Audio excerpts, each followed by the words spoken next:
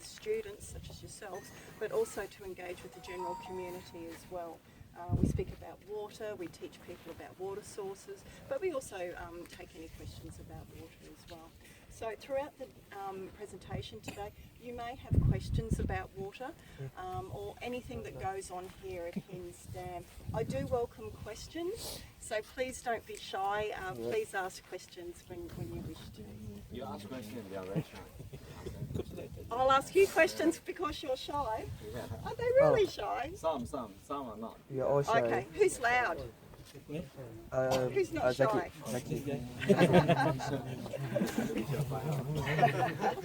Okay, so if I can just get a general idea, what sort of backgrounds is everyone studying at the moment? Engineering. Engineering? Excellent. Yeah. Anything else? So everyone is studying engineering? They're all from the School of Engineering, but they have different disciplines inside there. So there's biomedical, digital precision, electrical, mechatronics, multimedia, aerospace. Okay, fantastic. So you guys can probably teach me about the dams and the civil engineering here. Yes. Okay, so what we're going to do is we're going to go for a walk up a bit further, and what I will get you to do for safety reasons, in fact this is the big thing that I should be saying, because we are on a working site, we can't see too many people around, safety is our #1 priority. So we need to be mindful of safety. This is also a visitor's site as well, so we have lots of visitors coming through. So what I will ask everyone to do is once we get to the end of the concrete path, is to stay between the two middle white lines. So that way cyclists and visitors can go around us. Thanks very much. If you'd like to follow me. Okay. So there are cyclists on that path, so stay in the middle of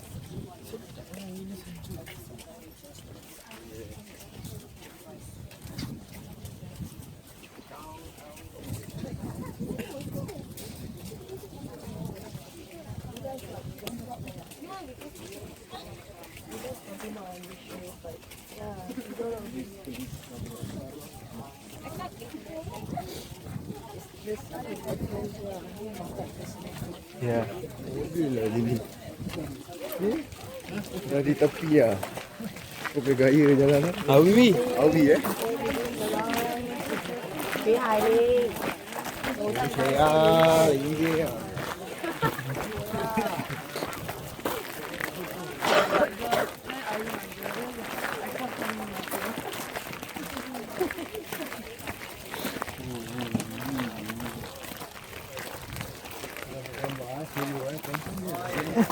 Kita pun belum ni. Dekat kamera free dia satu. You are dangerous guy. I cannot walk behind you.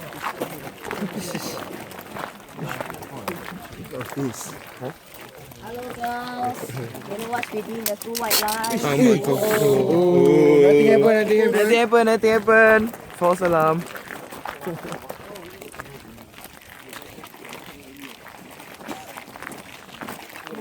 Come on.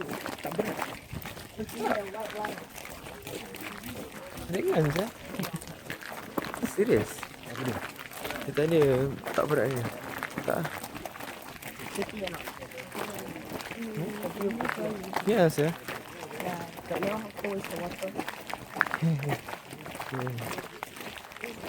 I know you Freezing, jump in there yeah. one place. Bye bye ya guys.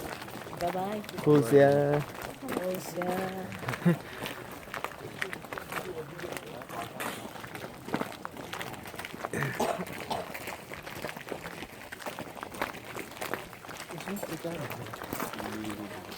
Masa baru nak ambil gambar step tak boleh. Ujung sana. Ujung sana. Sebarang je Kurang ambil gambar aku kan.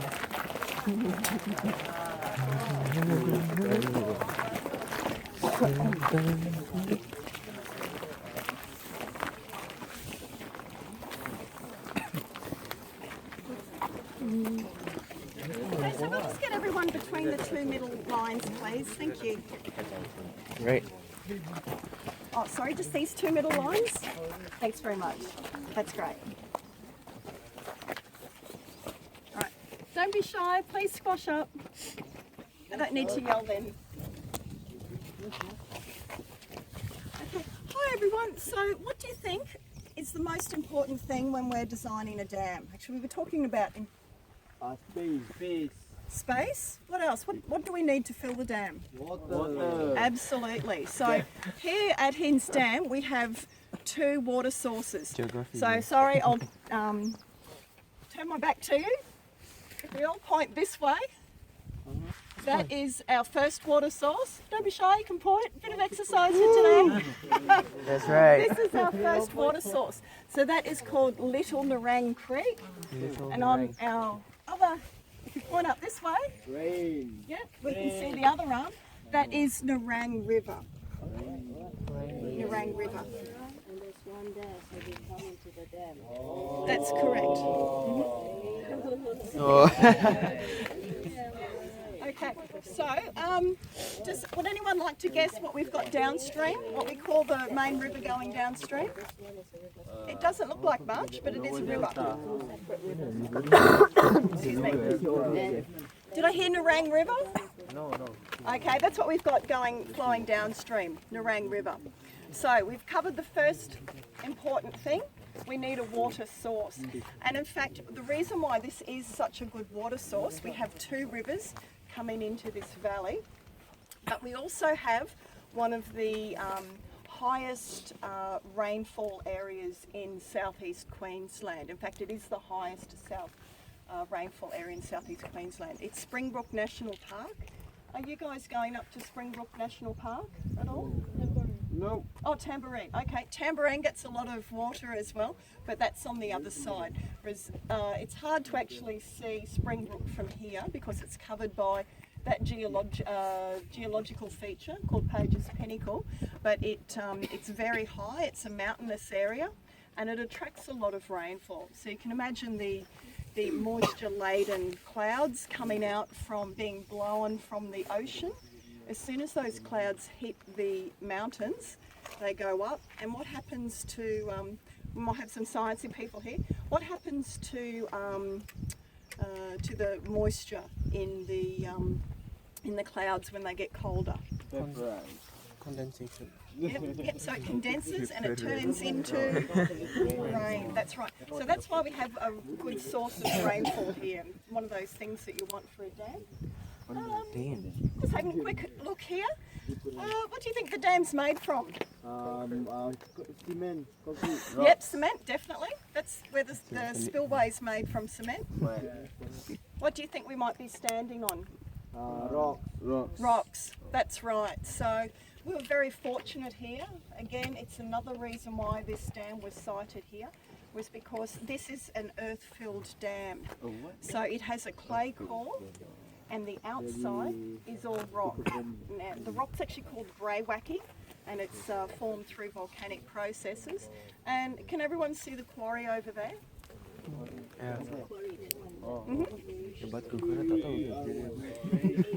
That's right. So all of the rock. So all of the rock for the dam, all 5 million tonnes of it, was quarried from that area there. And all the clay that we needed, the clay core in the centre of this dam is basically to waterproof it. You can imagine if we had a whole heap of rocks trying to hold back the water would just spill through. So we needed a clay core to actually form a waterproofing layer in the centre of the dam. And that clay all came from over this area. So over on the left of the dam, you can see there, that's where the clay was mined. This is one of the only places in Australia where the two types of materials are actually found on the one side. We've had some dam builders come in, they say that often when they go to dams to build them, they will find a clay deposit or they'll find a rock deposit, but they never find both. And on this particular site, we were very fortunate that both of those materials are sourced locally. What do you think the benefits might be of having your materials on site? Beg yours? Yep. So reduce Transport time? Yeah. Easy access to the material. Sorry, Easy easy. access to the material. Absolutely. Anything else? Don't be shy. Nanti feedback. So if we've got the materials on site, what would be the advantages of that? Yeah, stop erosion from taking place because Efficiency. efficiency, absolutely. And when we've got efficiency, we're saving money. So with big projects now, especially as engineering students, I guess you guys will come up against this in your future careers. It's all about money and saving money. So doing the best possible job we can with the least money.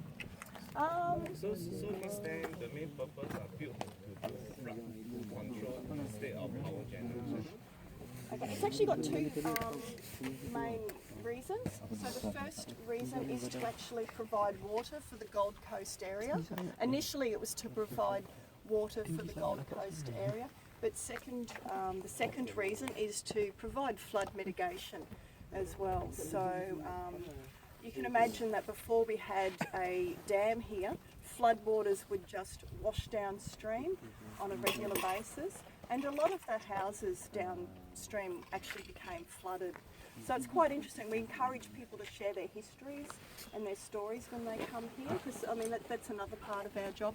And it was really interesting having an older woman come in, and she told me that her father actually in the 1974 floods would go to all the houses in his boat, and he was helping people, you know, get their valuables and get their pets, and he would then ferry them to dry land. So he'd rescue these people from their houses in his little boat. And at regular intervals, so they can have up-to-date information about the best depth to draw the water from.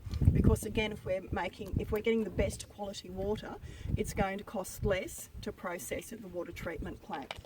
And so far, that water profiler, it was actually developed by Griffith University. So you never know, some of you might come over and do postgrad over at Griffith University, and that's saved us over $40,000 so far. 40,000. So 40,000. So and the savings continue every day. So it's a nice example of how water scientists and engineers are working to get better results, more efficiency. Alrighty, so we might go for a wander. Actually, I'd just like to point out here while we're here, because this area has got a lot of ancient geological history here. Can everyone see? It's kind of in the centre of the valley. It looks like a point. Point. It's a rock feature, The rock. and it looks like a point. It's can everyone see it? Or anyone not see it? So it's a rock feature on the far side of the lake, just below the cliffs. That's an important geological feature. It's called Egg Rock. And that was formed around 24 million years ago when there was a huge shield volcano here in the area. So that volcano erupted first around 24 million years ago, and it then kept erupting for about 4 million years. So this area, a lot of the bedrock is all volcanic. So, and we also have some sedimentary rocks here as well. So, all right, we'll go into the theatre for a short presentation about the dam. Any questions at all? No. No questions? Get me in a job, guys. New water. Ask me questions. Mangoes. Kena kau hajar.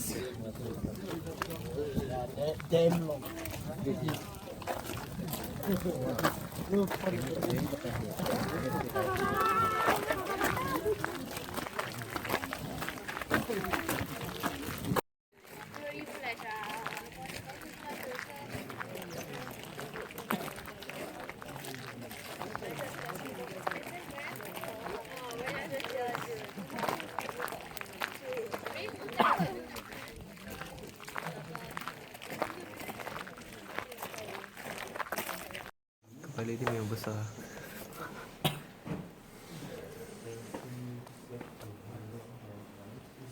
HD.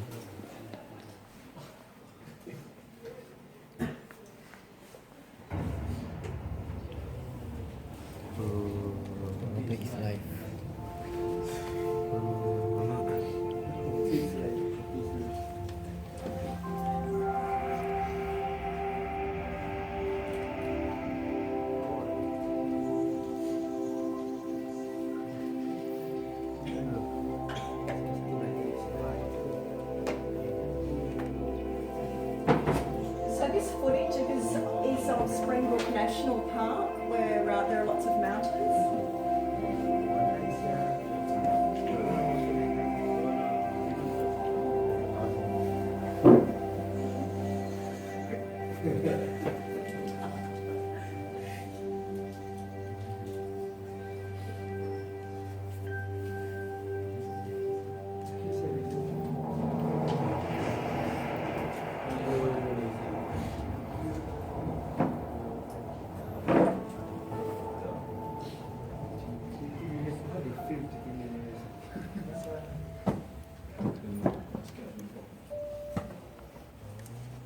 So the Rain River is one of our river sources here.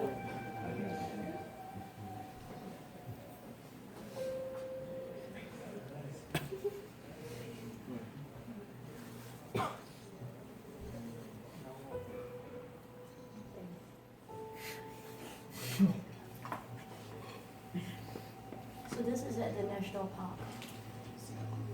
Some of it's at the national park, yeah. And I mentioned there the Yugambeh people.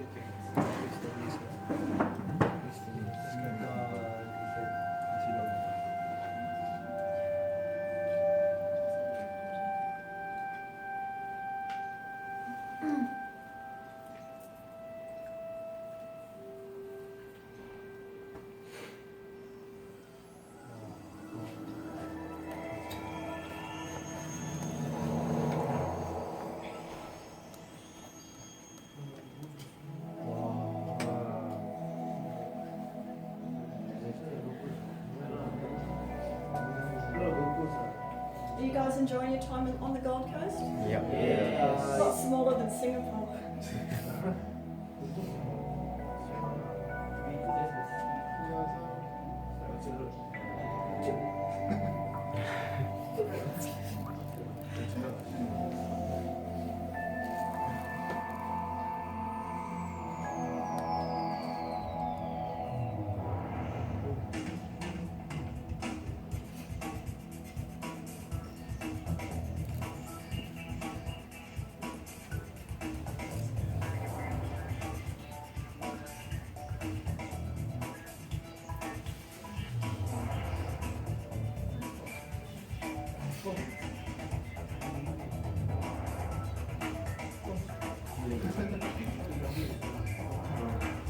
One by one lah.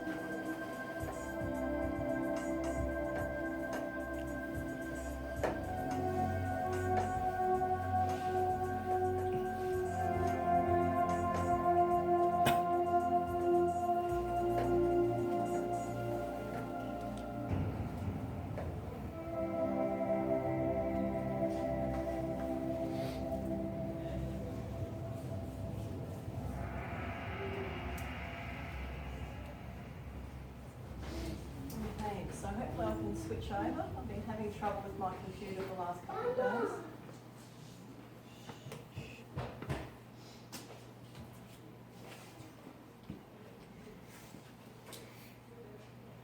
Yay, it's working.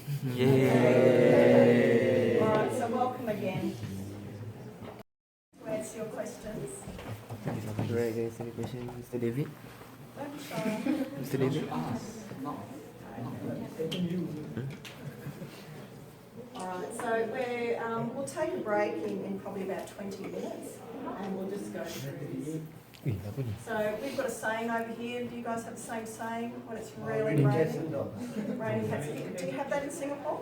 Yeah, a lot. All right, no worries. Yeah, I know you have lots of rain in Singapore. I grew up in the tropics too. So.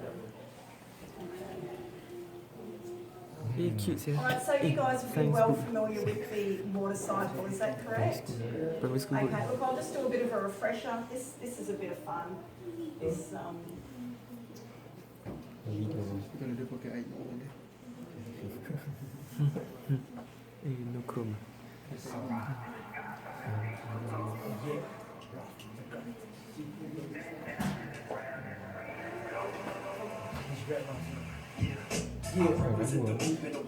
That's my purpose, whether on, above or below the earth's surface, in a continuous cycle. My work's never done. They used to use one of these monkey tail pumps, and they would have to go to a pump to get their water. So we just spoke about the natural water cycle. There's also something we talk about called the urban water cycle, and that basically composes of all of the infrastructure that we need to use to get water delivered to our houses. Okay, so this might be of interest to you. How do you think water might be used in Australia? What do you think our biggest user of water might be? Agriculture. Excellent, agriculture. It certainly is. Okay, so our agriculture uses 70 or takes up 75% of all of our water usage in Australia. And one of the things with Australia is that we actually export a lot of agricultural goods, so in the way of canola, oil, wines, beef, lamb. So we actually export a lot of our water overseas. And domestic use, which is us, only 15%, so not much at all. But out of that domestic use, what do you think, in Australia anyway, what do you think our main use might be? Washing machines. Yeah, washing's really big. What else? We've got big Shower. backyards in Australia. What do we do? Swimming. Swimming pools, yes, so outside. So Oh my 30% gosh. of the water that we use, Singapore apa our buat quality sia? drinking water, we actually Singapore flush toilet so, and mandi toilet lah. So we're Toilet dengan washing machine. into Masak other air. areas where we might be able to harvest grey water for use on our gardens. And in a lot of new housing development, that's what's happening now.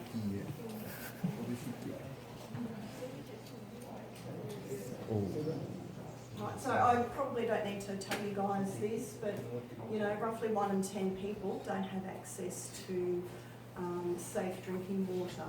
And in fact, more people have access to mobile phones than people that have safe access to water. So I think it's like 60% of the world have access to mobile phones, and yet only and yet 1 in 10 people don't have access to safe drinking water. Have you guys ever gone through a drought period in Singapore? Yes. Huh? No. That's what? So, all right. So when you went through that drought period, were there campaigns, Dry season only, what? campaigns to ask people to use less water? Only dry season only.